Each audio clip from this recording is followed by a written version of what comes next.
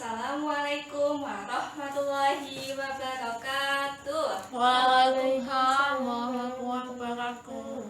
Selamat pagi anak-anak. Pagi, Bu. Bagaimana kabarnya? Alhamdulillah, Luar biasa, tetap semangat. Allahu Akbar. Nah, di sini Ibu perkenalkan dulu ya, nama Ibu Yuyun Khalifah. Bisa dipanggil dengan Ibu Yuyun. Hai Bu Yuyun. Hai. Nah, sebelum kita memulai pembelajaran, kita membaca basmalah terlebih dahulu ya. Bismillahirrahmanirrahim. Ya, nah langsung saja Ibu akan menjelaskan mengenai pembelajaran tentang infak. Infak itu maknanya adalah membelanjakan atau menafkahkan. Jadi secara istilahnya, infak itu membelanjakan atau menafkahkan sebagian harta milik yang dimiliki di jalan Allah, di jalan yang diridhai oleh Allah, seperti itu. Nah, contohnya infak itu seperti apa?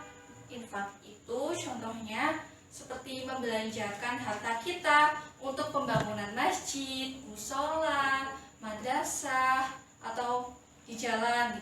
Setelah kita mengetahui tentang pengertian infak, kita juga harus mengetahui tentang hukum infak. Nah, hukum infak itu dibagi menjadi dua. Yang pertama, hukum infak yang wajib dan hukum infak yang sunnah. Nah, yang wajib itu seperti apa? Seperti zakat, nadar, seperti itu. Kalau zakatnya itu yang zakat fitrah ya, yang diwajibkan bagi setiap muslim di hari raya. Kemudian yang kedua, hukum infak yang sunnah.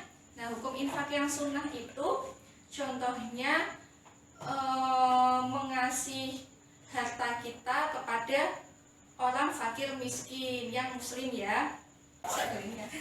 Tadi hukumnya apa aja anak-anak? Hukum infak Wajib dan apa ayo? sunnah. Nah, ya. Udah pada tahu ya? Ya Bu. Ya.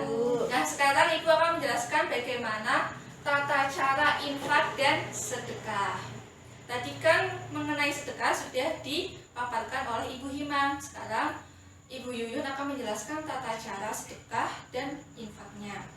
Nah, sebelum kita melakukan infak atau sedekah, kita harus mengetahui kepada siapa kita akan memberikan infak atau sedekah tersebut.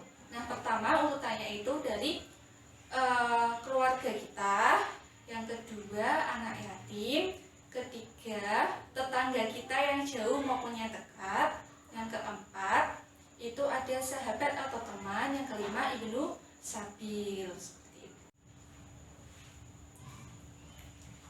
Kemudian ibu akan menjelaskan mengenai syarat infak dan sedekah. Nah, yang pertama itu ada orang yang memiliki harta berlebih. Yang kedua ikhlas karena Allah. Yang ketiga itu tidak menyebut yang disedekahkan atau yang diinfakkan apa yang telah diperbuatnya. Nah, yang keempat tidak menyakiti orang yang menerimanya. Nah, setelah mengenai syaratnya, kita harus tahu mengenai rukun-rukun infak dan sedekah. Yang diantaranya yang pertama itu ada orang yang memberi infak atau sedekah, ada yang menerima infak atau sedekah.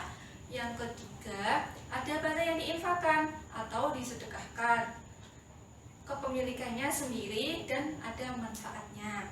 Empat, itu ada ijab qabul atau pernyataan antara si pemberi dengan si penerima, seperti itu.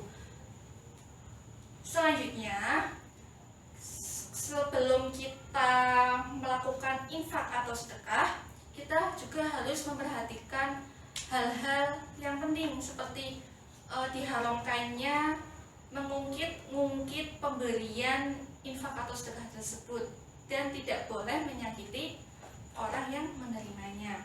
Nah, yang kedua itu diharamkannya riya, jadi nggak boleh pamer. Yang ketiga itu barangnya kepemilikan sendiri, nggak boleh orang lain lain. Jikalau orang lain itu harus atas izinnya. Sekian materi dari Ibu. Wassalamualaikum warahmatullahi wabarakatuh.